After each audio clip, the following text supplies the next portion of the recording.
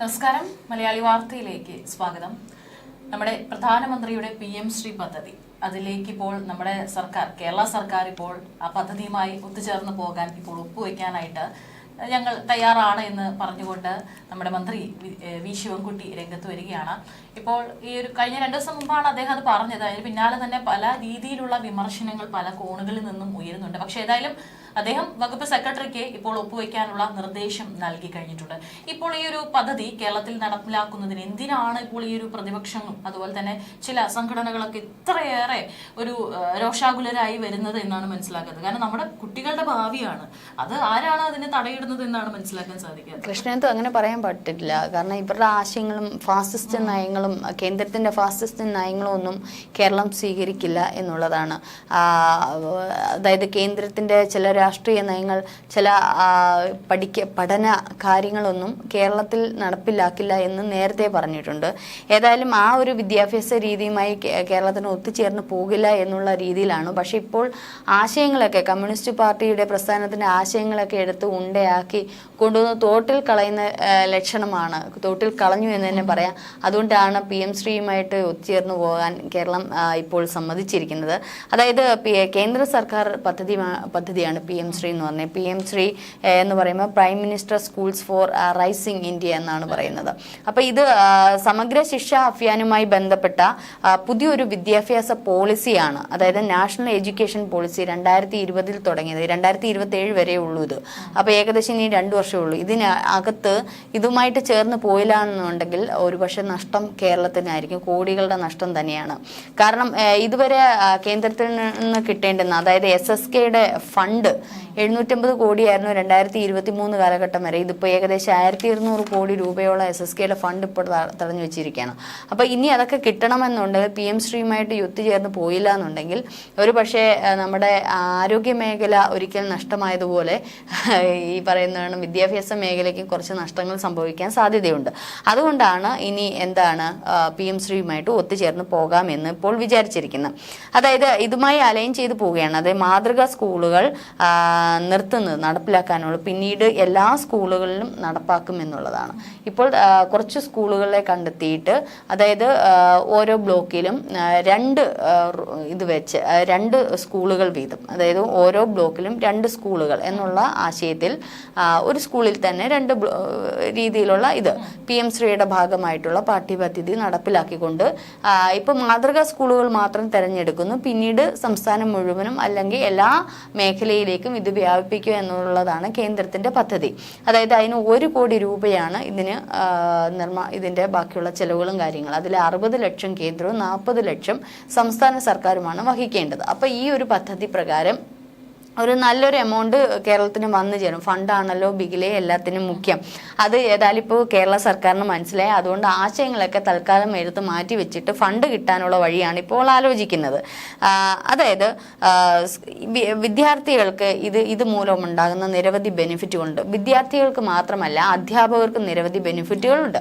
അവരുടെ ശമ്പള സ്കെയിലുമായിട്ട് ബന്ധപ്പെട്ടത് മാത്രമല്ല, സ്കൂളാണെങ്കിൽ അതിന്റെ ഇൻഫ്രാസ്ട്രക്ചർ ഇതുപോലൊന്നും ആയിരിക്കത്തില്ല. മൊത്തത്തിൽ മാറ്റം. സ്മാർട്ട് ക്ലാസുകൾ, അതുപോലെ ഡിജിറ്റൽ ലൈബ്രറി, പിന്നെ പലതരത്തിലുള്ള ഗ്രാന്റുകൾ ഇതൊക്കെ തന്നെ കുട്ടികൾക്ക് ലഭിക്കും. അതായത് അതിന്റെ ലാബുകള്, അതേപോലെ തന്നെ ഈ ഡിജിറ്റൽ ടൂൾസുകൾ, ഇത് എന്തൊക്കെയാണ് ഉപകരണങ്ങൾ വെച്ചുള്ള, മാത്രമല്ല കുട്ടികളെ ഇതിനോടൊപ്പം തന്നെ വിദ്യാഭ്യാസത്തോടൊപ്പം തന്നെ ഒരു ജോലി എന്നുള്ള രീതിയിൽ അവർക്ക് വേണ്ടുന്ന, അതെ നമ്മൾ ചൈനയിലും നേപ്പാളിലും ഒക്കെ കണ്ടിട്ടുണ്ട്. അപ്പം ജോലികൾ ചെയ്യിപ്പിക്കുക, അവർക്ക് പറ്റുന്ന ആർട്ട് വർക്കുകൾ, അല്ലെങ്കിൽ ഓരോരുത്തർക്കും ഓരോ ക്രിയേറ്റീവ് മനോഭാവം. ചിലവർക്ക് ടെക്നിക്കൽ സൈഡുകളായിരിക്കും. ഞാൻ ഈ ഇടയ്ക്ക് കണ്ടു ഒരു കുട്ടി ശാസ്ത്ര കലോത്സവത്തിന് ഒരു തടി കൊണ്ടുണ്ടാക്കിയ കട്ടിലും സെറ്റിയും ഉണ്ടാക്കുന്നത് ഞാൻ കണ്ടു. അപ്പൊ ഇത്തരത്തിൽ കുട്ടികളുടെ ക്രിയേറ്റിവിറ്റിയുമായി ഇപ്പൊ എന്ന് വെച്ചാൽ 24 hours പഠനമാണ്. അല്ലാതെ പ്രത്യേകിച്ച് കുട്ടികൾക്ക് ഓവർ ബർഡനാണ് കൊടുക്കുന്നത്. അല്ലാതെ പ്രത്യേകിച്ച് അവിടുന്ന് ഈ ക്രിയേറ്റീവായിട്ട് ഒന്നും അവർക്ക് ചെയ്യാൻ പറ്റുന്നില്ല. അപ്പൊ ശരിക്കും നമ്മൾ ഈ പറയുന്ന ലസാഗു ഉസാഗു ഒക്കെ പണ്ട് പഠിച്ചിട്ടുണ്ട്, ഓർമ്മയില്ല. മാത്രമല്ല ഈ ഇതൊക്കെ പറയല്ലോ കുറെ കാര്യങ്ങളൊക്കെ, പിന്നീട് അത് പ്രായോഗികമായിട്ട് വരുമോ എന്നുള്ളത് അറിയില്ല, എവിടെയൊക്കെ പ്രയോഗിക്കണം എന്നുള്ളതും അറിയില്ല. അപ്പൊ ഈ പറഞ്ഞോണം 10ാം ക്ലാസ് വിദ്യാഭ്യാസം കഴിഞ്ഞാൽ +2 എന്ന് പറയുന്നത് പിന്നെ ഒരു കരിയർ ഓറിയന്റേഷൻ ആണെങ്കിലും ഈ പറയുന്ന കൃത്യമായിട്ടുള്ള ഒരു പഠനം അവിടെയും നമുക്ക് കിട്ടുന്നില്ല. പിന്നീട് വരുന്ന ഹയർ എഡ്യൂക്കേഷൻ ആണ് ശരിക്കും ഒരു ജോലി സാധ്യതയ്ക്കുള്ള പഠനമായിട്ട് വരുന്നത്. പക്ഷെ ഇത് കുഞ്ഞിലെ കുട്ടികൾക്ക് ഇപ്പോൾ AI ഒക്കെ വരുന്നു. ഇതൊക്കെ കുഞ്ഞിലെ കുട്ടികൾക്ക് പഠിപ്പിച്ചു കൊടുത്ത, അവർക്ക് ഇൻട്രസ്റ്റ് ഉള്ള കുട്ടികൾക്ക് പഠിപ്പിച്ചു കൊടുത്ത ഒരു പക്ഷെ അവരുടെ കരിയർ ഇതൊക്കെ ഒരു പക്ഷെ വളരെ പെട്ടെന്ന് ജോലി സാധ്യതയൊക്കെ ഉണ്ടായി. മാത്രമല്ല മൾട്ടി ഡിസിപ്ലിനറി ലേണിംഗ് ഉൾപ്പെടെ ഉണ്ട്. അതായത് ഈ കുട്ടികൾക്ക് തൻ്റെ വ്യക്തിത്വ വികസനം എന്നുള്ള കാര്യങ്ങളും കൂടി ഇതിനകത്ത് പഠിപ്പിച്ചു വിടുന്നുണ്ട്. തൊഴിലധിഷ്ഠിത കാര്യങ്ങൾ, ഇനി ശാരീരിക ബുദ്ധിമുട്ടുള്ള കുട്ടികൾക്കാണ് അത്തരത്തിലുള്ള തൊഴിലിന് സാധ്യതയുള്ള മേഖലയിലേക്ക് വഴിതിരിച്ചു വിടുകയും അത്തരത്തിലുള്ള കുട്ടികളെ കുറച്ചുകൂടി മുൻപോട്ട് ഏറ്റെടുത്തുകൊണ്ട് അവരെ വേറെ രീതിയിൽ അവരുടെ ജീവിതത്തിൽ ഒറ്റയ്ക്ക് അതായത് നിലനിൽക്കാനുള്ള സാധ്യതകൾ ചൂണ്ടിക്കാട്ടി അത്തരത്തിലുള്ള ലേണിംഗ് ഒക്കെ കൊടുക്കുന്നുണ്ട്. അപ്പം ചുരുക്കം പറഞ്ഞാൽ ഈ ഒരു സംഗതി ഏറ്റവും നല്ലതാണ്, വെൽ എഡ്യൂക്കേറ്റഡ് ആണ്. ഒരുപക്ഷെ നമ്മുടെ വിദേശ നാടുകളിലൊക്കെ കാണുന്നത് പോലെയുള്ള സംരംഭം തന്നെയാണ് ഇത്. കുട്ടികൾക്ക് വളരെ പ്രയോജനപ്പെടുന്നത്. പക്ഷെ എല്ലാ കുട്ടികളെ ഇപ്പൊ ഇത്തരത്തിലേക്ക് കൊണ്ടുവരാൻ ബുദ്ധിമുട്ടാണ്. പക്ഷെ ഗ്രാജുവലി ഒരു ഇത് മുൻപോട്ട് പോകാൻ സാധ്യതയുണ്ട്. ഇപ്പൊ NCERT അല്ലെങ്കിൽ SCERT സിലബസ് ആണ് കുട്ടികൾ പഠിക്കുന്നത്. CBSE സ്കൂളുകളാണ്. അപ്പൊ CBSE സ്കൂൾ കുറച്ചുകൂടെ കേന്ദ്ര സർക്കാരുമായിട്ട് ബന്ധപ്പെട്ട് നിൽക്കുന്ന കേന്ദ്രീയ വിദ്യാലയമൊക്കെ അതുമായിട്ട് ബന്ധപ്പെട്ടിരിക്കുന്ന എഡ്യൂക്കേഷൻ സമ്പ്രദായമാണെങ്കിലും നമ്മുടെ സ്റ്റേറ്റിന്റെ, ഞാൻ അത്ര മോശമാണെന്നൊന്നും പറയുന്നില്ല, സംസ്ഥാന സർക്കാരിന്റെ പുസ്തകങ്ങൾ പക്ഷെ കുറച്ചുകൂടിയൊക്കെ മെച്ചപ്പെടുത്തേണ്ടതായിട്ടുണ്ട്. കുട്ടികൾക്ക് ക്രിയേറ്റിവിറ്റി ആയിട്ട് ഒന്നുമില്ല. അതേപോലെ തന്നെ കുട്ടികളെല്ലാം കണ്ടെത്തുക എന്ന് പറയുന്നിടത്ത് അവിടെയും ചില വിഷയങ്ങളൊക്കെ വരുന്നുണ്ട്. ഞാൻ കണ്ടിട്ടുണ്ട് സ്റ്റേറ്റിൽ പഠിക്കുന്ന കുട്ടികളുടെ എല്ലാം കണ്ടെത്തുക, അത് ഒരു തരത്തിൽ നല്ലതാണ്. പക്ഷെ അതിൽ ഈ പല കുട്ടികൾക്കും ഈ പറയുന്നത് പോലെ അക്ഷരങ്ങൾ അറിയില്ല. ഈ കണ്ടെത്തൽ മാത്രമേ ഉള്ളൂ, അത് പറച്ചിൽ മാത്രമേ ഉള്ളൂ. അവർക്ക് എഴുതി പഠിപ്പിക്കാനോ അല്ലെങ്കിൽ അവർക്ക് നന്നായിട്ട് വായിക്കാനോ ഉള്ള ഒരു ഇത് പല കുട്ടികൾക്കും വരുന്നില്ല. അത് ആ ഒരു സിസ്റ്റം ഒക്കെ ഒന്ന് മാറ്റി കുറച്ചുകൂടി ഒന്ന് പോളിഷ് ചെയ്ത് സംസ്ഥാന സർക്കാരിനെ കൊണ്ടുവരുവാന്ന് ഏറ്റവും വെൽ എഡ്യൂക്കേറ്റഡ് ആയിട്ടുള്ള ഒരു ഇത് തന്നെയാണ്. പിന്നെ ഈ പറയുന്ന രാഷ്ട്രീയപരമായിട്ടുള്ള കാര്യമാണ്. ഇപ്പൊ കേന്ദ്ര സർക്കാരിന്റെ പാഠപുസ്തകങ്ങളിലൊക്കെ എന്ന് പറയുന്ന ചരിത്രമൊക്കെ നോക്കിക്കഴിഞ്ഞാൽ കുറച്ച് വ്യത്യസ്തമായി. ഇത് ഇവർക്കും കൊണ്ട് ദഹിക്കത്തില്ല. നമ്മുടെ കേരളത്തിൽ വരുന്നത് തമിഴ്നാടും ഈ പറയുന്നത് പോലെ ബംഗാളും കേരളവും ഒക്കെയാണ് ഈ PM-ശ്രീ ആയിട്ട് ഒത്തുചേർന്ന് പോകാതെ. തമിഴ്നാട് കേസൊക്കെ കൊടുത്തിരുന്നു, പക്ഷെ അതിങ്ങനെ നടന്നുകൊണ്ടിരിക്കുക. കേരളവും കേസ് കൊടുത്തു, പക്ഷെ ഇപ്പം വരുതിയിലായിരിക്കുകയാണ്. ബാക്കി എല്ലാ സംസ്ഥാനങ്ങളും PM-ശ്രീ പദ്ധതി പ്രകാരമാണ് സ്കൂളുകൾ ഇപ്പോൾ മുമ്പോട്ട് പോകുന്നത്. ഏതായാലും ഈ ഒരു PM-ശ്രീ പദ്ധതി 2020 അംഗീകരിക്കണം എന്നുള്ള രീതിയിൽ തന്നെയാണ് എടുക്കുന്നത്. ഇങ്ങനെ അംഗീകരിക്കുന്ന ഒരു സന്ദർഭത്തിൽ ഇനി എല്ലാവരും ചോദിക്കുന്ന ഒരു കാര്യമുണ്ട്, നമ്മുടെ പ്രത്യേകിച്ച് കമ്മ്യൂണിസ്റ്റ് പാർട്ടിയോട്, കമ്മ്യൂണിസ്റ്റ് പ്രസ്ഥാനത്തോട് ചോദിക്കുന്നത്, അങ്ങനെയാണ് PM-ശ്രീ എന്ന് എഴുതണമല്ലോ, ബോർഡ് എഴുതണമല്ലോ. അപ്പൊ നേരത്തെ ഇത്തരത്തിൽ ആരോഗ്യ ഇതിലും വകുപ്പിൽ ഇത്തരത്തിലൊരു പ്രശ്നം വന്നിരുന്നു. ഫണ്ട് കിട്ടണമെന്നുണ്ടെങ്കിൽ ആയുഷ്മാൻ ആരോഗ്യ മന്ദിർ എന്ന് എഴുതി വെക്കണം എന്നുള്ള അവസാനം അങ്ങനെ എഴുതി വെക്കുക. പക്ഷെ ഇപ്പൊ പല ഹോസ്പിറ്റലിന്റെ അവിടെ കാണാനുണ്ട് ആയുഷ്മാൻ ആരോഗ്യ മന്ദിർ. അപ്പൊ ഇപ്പം ശിവൻകുട്ടി പറയുന്നത് അങ്ങനൊന്നും എഴുതേണ്ട കാര്യമൊന്നുമില്ല, നമ്മുടെ ആശയങ്ങളുമായിട്ട് അതൊന്നുമല്ല, കൃത്യമായിട്ട് എഴുതി വെച്ചാലേ ഫണ്ട് കിട്ടത്തുള്ളൂ. അല്ലെ, കൃത്യമായിട്ട് എഴുതി വെച്ചാലേ ഫണ്ട് കിട്ടത്തുള്ളൂ. സർക്കാരിന്റെ രാഷ്ട്രീയ താല്പര്യങ്ങളൊന്നും ഇവിടെ നടക്കുന്ന കാര്യമല്ല. അത് PM-ശ്രീ പദ്ധതിയിൽ എന്താണോ ഉൾക്കൊള്ളിച്ചിരിക്കുന്നത് അതുമായിട്ട് ബന്ധപ്പെട്ട് തന്നെ അത് കൊടുക്കണം. അതിന്റെ അണ്ടർടേക്കിംഗ്, അതായത് അത് അംഗീകരിക്കുന്നുള്ള എല്ലാം ഒപ്പിട്ട് കൊടുത്തെങ്കിലേ ഇതിങ്ങോട്ട് ഫണ്ട് കിട്ടത്തുള്ളൂ. അതിന്റെ ഓഡിറ്റിംഗ് ഉണ്ട്, ഓഡിറ്റിംഗ് കൃത്യമായിട്ട് നടത്തണം. അപ്പൊ അവർ ഈ ബോർഡും കാര്യങ്ങളും എല്ലാം നോക്കും, ബോർഡ് വെച്ചേ പറ്റത്തുള്ളൂ, അതിൽ നിന്ന് ഒഴിവാക്കാൻ പറ്റില്ല. പിന്നെ ഈ പറയുന്നത് പോലെ ഈ സംസ്ഥാന സർക്കാരിന്റെ ചില പാഠ്യഭാഗങ്ങൾ, അതായത് കേരള സർക്കാരിന് അതങ്ങോട്ട് ഉൾക്കൊള്ളാൻ പറ്റില്ല. കാവ്യവൽക്കരണം എന്നാണ് ഇടയ്ക്ക് അതിനൊക്കെ ഭയങ്കര മേമ്പൊടിയായിട്ട് പറയുന്നത് കേട്ടല്ലേ. ഇടയ്ക്ക് മുഖ്യമന്ത്രിയും ശിവൻകുട്ടിയൊക്കെ ഇങ്ങനെ ഘോര പ്രസംഗം നടത്തിയിട്ടുണ്ട്. കേന്ദ്ര സർക്കാരിന്റെ പാഠ്യപദ്ധതിയിൽ കാവ്യവൽക്കരണം, അതുകൊണ്ട് നമ്മുടെ കേരള സർക്കാർ കുറച്ച് ഭാഗങ്ങളൊക്കെ എടുത്ത് കളയുകയൊക്കെ ചെയ്തു. അതിനി നടക്കുന്ന കാര്യമൊന്നുമല്ല. കേന്ദ്ര സർക്കാർ തീരുമാനിക്കുന്നതോണം തന്നെ ഈ ഒരു പാഠ്യപദ്ധതി മുമ്പോട്ട് പോകും. കാവ്യവൽക്കരണമൊക്കെ നടത്തുന്നു, കാവ്യയെ പുതപ്പിക്കുന്നു എന്നൊക്കെയുള്ള രീതി. ഇത് സമഗ്ര ശിക്ഷാ പദ്ധതിയുമായി ബന്ധപ്പെട്ട് കിടക്കുന്നത് കൊണ്ട് തന്നെ ഇത് കേന്ദ്ര സർക്കാർ പറയുന്ന സംഗതികളെല്ലാം ഈ പാഠ്യപദ്ധതിയുമായിട്ട് ബന്ധപ്പെട്ട് ഇതിനകത്ത് ഉൾക്കൊള്ളേണ്ടി വരും. മാത്രമല്ല ഇതിനകത്ത് ഒരുപാട് ഗുണങ്ങളുണ്ടെന്നുള്ളത്. കാരണം ഇത് കുട്ടികൾ, നമ്മൾ നേരത്തെ പറഞ്ഞതുപോലെ കുട്ടികൾക്ക് ഒരു പ്രത്യേക ഒരു പാഠ്യപദ്ധതിയും കാര്യങ്ങളും ഒക്കെ ആയതുകൊണ്ട് തന്നെ കുട്ടികൾക്ക് ഒരുപാട് മുന്നേറ്റം ഉണ്ടാകാൻ സാധ്യതയുള്ള, അല്ലെങ്കിൽ അവരുടെ ലൈഫ് ഒരു പക്ഷേ നമ്മൾ ഈ സൈനിക സ്കൂളിലൊക്കെ കണ്ടിട്ടില്ലേ, പഠനത്തോടൊപ്പം തന്നെ പഠനത്തിന് ശേഷം സൈനിക വിഭാഗത്തിലേക്ക് തന്നെ പല പല വിഭാഗങ്ങളിലേക്ക് തന്നെ അവർക്ക് ഇഷ്ടമുള്ള രീതി അവർ തന്നെ പഠിപ്പിച്ച് ഏറ്റെടുക്കുന്ന രീതി. ഒരു പക്ഷേ PM ശ്രീ വന്നു കഴിഞ്ഞാൽ അത്തരത്തിൽ ഒരു ഗുണം കുട്ടികൾക്ക് ഉണ്ടാവാൻ സാധ്യതയുണ്ട്.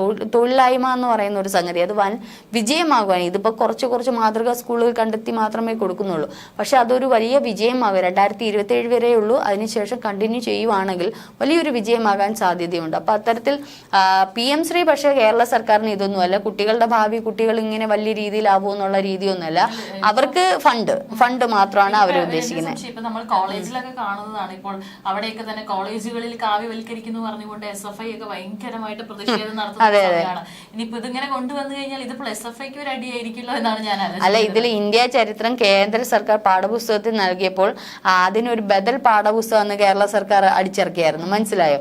അപ്പൊ അത്തരത്തിൽ കൃഷ്ണേന്ദു പറഞ്ഞതുപോലെ SFIക്കാർക്ക് അങ്ങോട്ട് ദഹിക്കാൻ പറ്റാത്ത കാര്യമാണ്. അന്ന് ഈ സന്ദർഭത്തിൽ ഭയങ്കര പ്രതിഷേധമൊക്കെ ആയിരുന്നു SFI നടത്തിയത്. എന്നിട്ട് ശിവൻകുട്ടി, ഞങ്ങൾ ഇത് കേന്ദ്ര സർക്കാരിന്റെ കാവ്യവൽക്കരണം ഞങ്ങളുടെ വിദ്യാഭ്യാസ നയത്തിൽ ഞങ്ങൾ ഉൾപ്പെടുത്തില്ല എന്നൊക്കെ പറഞ്ഞ് ഘോര പ്രസംഗമൊക്കെ നടത്തിയിട്ട് അതിന് ബദൽ പാഠപുസ്തകമൊക്കെ അടിച്ചിറക്കി വിട്ടു. ഇതിപ്പോ കുട്ടികളുടെ ഇവരുടെ കമ്മ്യൂണിസ്റ്റ് പ്രസ്ഥാനത്തിലെ ആശയങ്ങളൊക്കെ ഈ ഞാൻ നേരത്തെ പറഞ്ഞോണം ചുരുട്ടി കൂട്ടി എല്ലാം കൂടെ ഉണ്ടയാക്കി വെച്ചിട്ട് കൊണ്ടുവന്ന് തോട്ടിലെറിഞ്ഞിരിക്കുന്ന ഒരവസ്ഥയാണ് ഇപ്പോൾ ഉള്ളത്. അപ്പൊ എന്ത് തന്നെയല്ല, അവർക്ക് ഇപ്പൊ ആശയങ്ങളല്ല വേണ്ടുന്നത്, എന്റെ ബിഗിലെ മുഖ്യം ഞങ്ങൾക്ക് ഫണ്ടാണ് എന്നുള്ള രീതിയിലേക്ക് കേരള സർക്കാർ എത്തിയിരിക്കുകയാണ്. പക്ഷെ അത് ഒരു കണക്കിന് നല്ലത്, കുട്ടികളുടെ ഭാവി ചിലപ്പോൾ സുരക്ഷിതമായിരിക്കും. ഇന്ത്യ ചരിത്രമൊക്കെ കുട്ടികൾ കുറച്ചധികം പഠിക്കട്ടെ, പല കാര്യങ്ങൾ അറിഞ്ഞുകൂടാത്തതൊക്കെ പഠിക്കേണ്ടിയിരിക്കുന്നത് പഠിക്കട്ടെ.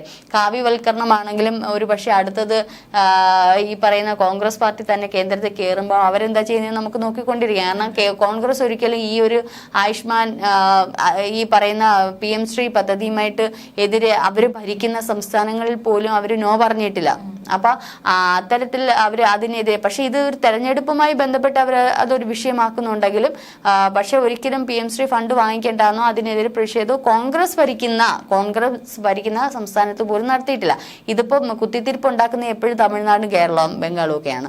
ഈ പ്രത്യേകിച്ച് തമിഴ്നാടാണ് ഏറ്റവും, സ്റ്റാലിനാന്ന് ഒരു തരത്തിലും അങ്ങോട്ട് ദഹിക്കാൻ പറ്റില്ല. സ്റ്റാലിന് എങ്ങനെയെങ്കിലും തമിഴ്നാട് ഒരു പ്രത്യേക രാജ്യമാക്കണമെന്ന് ആഗ്രഹിച്ച് നടക്കുന്ന സ്റ്റാലിൻ, അതിനൊത്ത് നമ്മുടെ മുഖ്യമന്ത്രി പിണറായി വിജയൻ, ഇത് രണ്ടിനെയും ഒറ്റക്കെട്ടിൽ നമുക്ക് ഉൾക്കൊള്ളിക്കാൻ പറ്റുന്ന രണ്ട് വ്യക്തികളാണ്. അപ്പൊ എന്ത് തന്നെയാലും ഇതിപ്പോൾ നേരത്തെ നമ്മൾ ഈ ഒരു PM ശ്രീ പദ്ധതി വന്നു കഴിഞ്ഞാൽ PM ശ്രീ എന്ന് തന്നെ എഴുതണം, അതിൽ നിന്ന് ഒരു മാറ്റം ഉണ്ടാകത്തില്ല, അല്ലെങ്കിൽ ഫണ്ട് ഇങ്ങോട്ട് വരത്തില്ല ബിഗിലെ എന്നുകൂടി ഈ സമയത്ത് ഓർമ്മിപ്പിക്കുന്നു. കാരണം അത് വീണ ജോർജിന്റെ അടുത്ത് ചോദിച്ചാൽ ഒരു പക്ഷേ ശിവൻകുട്ടിക്ക് കൃത്യമായിട്ട് മറുപടി കിട്ടും.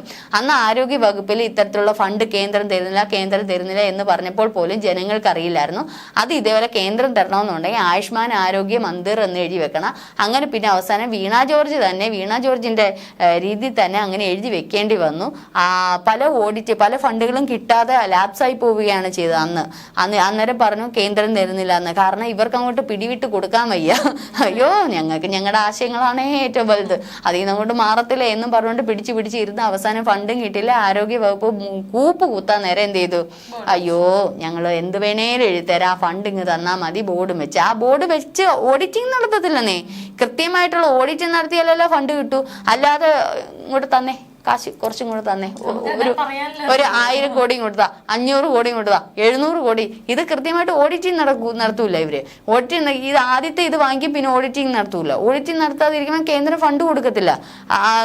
നിർമ്മല സീതാരാമൻ ഇങ്ങോട്ട് ഓട്ടിക്കും. അപ്പൊ പുള്ളിക്കാരി ഇതിലൊന്നും നിൽക്കുന്ന കാര്യമല്ല. അപ്പൊ ഇവർക്ക് ഫണ്ട് മാത്രം മതി. എന്തായാലും അത് അവിടെ നിൽക്കട്ടെ.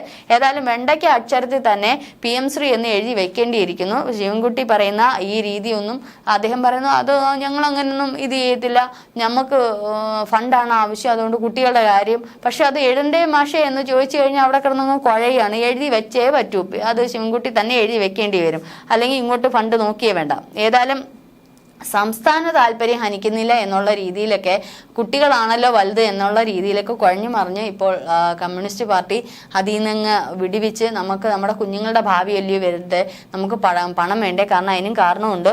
1450 കോടിക്ക് മുകളിലാണ് ഇപ്പോൾ ഈ ഒരു പണം ഒരു പക്ഷേ ഇത് മൂലം എത്തുന്നത്. 1450 കോടി എന്താ പുളിക്കോ? അപ്പോൾ അത് കളയേണ്ട കാര്യമുണ്ട്. ഇപ്പോൾ ഈ പറയുന്നത് പോലെ അധ്യാപകരുടെ ശമ്പളം അടക്കം നിരവധി കാര്യങ്ങൾ ഇപ്പോൾ കടമായിട്ട് വിദ്യാഭ്യാസ വകുപ്പ് നിൽക്കുകയാണ്. അപ്പോൾ ഇനി കടം വാങ്ങിക്കാനൊന്നുമില്ല. ഈ ഒരു തെരഞ്ഞെടുപ്പ് വരുന്നു, എങ്ങനെയെങ്കിലും ഇതിനെ ഒന്ന് പിടിച്ചു നിർത്തിയെങ്കിലേ പറ്റത്തുള്ളൂ. അതുകൊണ്ട് കേന്ദ്രത്തിൻ്റെ മുൻപിൽ സാഷ്ടാംഗം വണങ്ങി ആ ഒരു ഫണ്ട് വാങ്ങണം എന്നുള്ള രീതിയിൽ തന്നെ വരികയാണ്. മാത്രമല്ല 2 തെരഞ്ഞെടുപ്പ് വരുന്നു, ഇനി വെറുതെ കേന്ദ്രത്തിനെയൊക്കെ ഇട്ട് ചൊറിഞ്ഞ് വിരോധം ഉണ്ടാക്കേണ്ട എന്നുള്ള രീതിയിലുണ്ട്. മാത്രമല്ല നമ്മുടെ മുഖ്യമന്ത്രിക്ക് പല കാര്യങ്ങളും ഇങ്ങനെ കേന്ദ്രത്തിൽ നിന്ന് കിട്ടേണ്ടതായിട്ടുണ്ട്, സഹായങ്ങളും അല്ലാത്ത ഒരു മനസ്സുഖങ്ങളൊക്കെ കിട്ടേണ്ടതായിട്ടുണ്ട്. അതുകൊണ്ട് ഈ പറയുന്നത് പോലെ ഫണ്ടിന് വേണ്ടിയിട്ട് PM ശ്രീ പദ്ധതി ഏർപ്പെടുത്തിയെങ്കിലേ പറ്റൂ. അവിടെ തൽക്കാലം കമ്മ്യൂണിസ്റ്റ് പാർട്ടിയുടെ ആശയങ്ങളൊക്കെ മാറ്റിവെച്ച് നല്ല കുട്ടിയായിട്ട് നല്ല പിള്ളയായിട്ട് മോദിയുടെ കാൽക്കീഴിൽ കിടന്നുകൊണ്ട് PM ശ്രീ എന്ന് തന്നെ എഴുതിക്കൊണ്ട് പുതിയ പദ്ധതി നമ്മുടെ കേരളത്തിൽ വരും എന്ന് ഇപ്പോൾ തീർത്തും നമ്മുടെ സംസ്ഥാന സർക്കാരും നമ്മുടെ എഡ്യൂക്കേഷൻ മിനിസ്റ്ററും ഒക്കെ പറഞ്ഞിട്ടുണ്ട്. ഏതായാലും നല്ല ബുദ്ധി തോന്നിയതിന് ഇനി നമുക്ക് നന്ദിക്കാം. ഉള്ള ഫണ്ടൊക്കെ കേന്ദ്രത്തിൽ നിന്ന് നേരത്തെ വാങ്ങിയെടുക്കാമായിരുന്നു. നമ്മുടെ കുട്ടികളാണ് ഒരുപക്ഷെ ഇത്രയും നാൾ വാങ്ങിയെടുക്കാതിരുന്ന നമ്മുടെ കുട്ടികളെയാണ് ഇതൊക്കെ ബാധിച്ചത് എന്നുകൂടി ആലോചിക്കുക. എന്തായാലും ശിവൻകുട്ടി വന്നതിന് ശേഷം കുട്ടികൾ കഞ്ഞൂടിയൊക്കെ മാറ്റി നല്ല ഫുഡൊക്കെ കഴിക്കുന്നു. പക്ഷെ അത് നമ്മളൊന്ന് ചിന്തിക്കണം. ഒരു ബിരിയാണിക്ക് ഇവർ കൊടുക്കുന്നത് 40 പൈസയൊക്കെയാണ്, 1 രൂപ 40 പൈസയൊക്കെയാണ് കൊടുക്കുന്നത്. അപ്പോൾ നമ്മളൊരു ബിരിയാണി വാങ്ങിക്കണം 150 രൂപ കൊടുക്കണം. അപ്പോൾ ഈ പറയുന്ന ബാക്കിയെല്ലാം പ്രധാന അധ്യാപകരുടെ കയ്യിൽ നിന്നാണ് PTA ഫണ്ടൊക്കെ ഉപയോഗിച്ചാണ് എടുക്കുന്നത്. പാവം പിടിച്ച് അവരുടെ അടുത്ത് ഓർഡർ ഇട്, ഇന്ന് ബിരിയാണിക്ക് ഇത് വേണം അത് വേണം, മട്ടൺ ബിരിയാണി കൊടുക്കണം, മുട്ട 2 വെച്ച് കൊടുക്കണം. ഈ ഓരോ ഓർഡർ ശിവൻകുട്ടിയുടെ വരുമ്പോഴേ പ്രധാന അധ്യാപകരുടെ നെഞ്ചു കിടന്ന് പെടുകയാണ്. കാരണം അവരുടെ കയ്യിൽ നിന്ന് പോക്കറ്റിൽ നിന്ന് പൈസ ഇട്ടാണ് ഇപ്പോൾ കുട്ടികൾക്ക് ഭക്ഷണം കൊടുക്കുന്നത്. ഒരു ബിരിയാണി കട മൂലം ഇപ്പോൾ ബിരിയാണിയും കൂടെ വെച്ച് കൊടുക്കേണ്ട അവസ്ഥയാണ് ഇപ്പം സ്കൂളുകാർക്കുള്ളത്. അപ്പം ഇതൊക്കെ നമ്മൾ പുറംപൂച്ചായിട്ട് പറയും. ഇതിപ്പോൾ ഇതിൽ 60 ലക്ഷം കേന്ദ്ര സർക്കാർ തരുന്ന 40 ലക്ഷം സംസ്ഥാന സർക്കാർ ചെലവഴിക്കണം. എന്നാലും നല്ലൊരു എമൗണ്ട് ഒരുപക്ഷെ കേരളത്തിന് ഇപ്പോൾ വന്നു ചേരും. ഇത് മുന്നേ തുടങ്ങാമായിരുന്നു. ഒരുപക്ഷെ കുട്ടികളുടെ എഡ്യൂക്കേഷൻ സിസ്റ്റം ഒക്കെ മാറ്റിമറിക്കുന്ന ഈ ഒരു പദ്ധതി നേരത്തെ ആയിരുന്നെങ്കിൽ കുട്ടികൾക്ക് കൂടി കുറച്ചുകൂടെ നല്ല പ്രധാനമായിട്ടും അവരുടെ ഒരു വിദ്യാഭ്യാസ സമ്പ്രദായമൊക്കെ മുമ്പോട്ട് കൊണ്ടുപോകാറുണ്ട്. ഏതായാലും ഈ അവസാനം അതായത് വൈകി വന്ന വെളിവ് ഉണ്ടായതിൽ നമുക്കും ഒരു സല്യൂട്ട് നമ്മുടെ മിനിസ്റ്റർക്കും മുഖ്യമന്ത്രിക്കും ഒക്കെ കൊടുക്കാം. ഏതായാലും PM ശ്രീ പദ്ധതി മാത്രമല്ല ആയുഷ്മാൻ ആരോഗ്യ മന്ത്രിയുമായിട്ടൊക്കെ ബന്ധപ്പെട്ട് സംസ്ഥാന സർക്കാർ പോകുന്നു. ഇത് ഒരിക്കലും ഒരു CJP കൂട്ടുകെട്ടൊന്നും പറയരുത്. നമുക്ക് സംസ്ഥാനത്തിന് ആവശ്യമാണ് ഇതൊക്കെ. അതിൽ കാവ്യവൽക്കരണം എന്നൊക്കെ പറഞ്ഞ് അയിത്തം കൽപ്പിച്ച് മാറ്റി നിർത്തുമ്പോൾ ഒന്ന് ചിന്തിക്കുക, കിട്ടേണ്ടുന്നത് നഷ്ടപ്പെട്ടു പോവുകയാണ് ചെയ്തിട്ടുള്ളത്.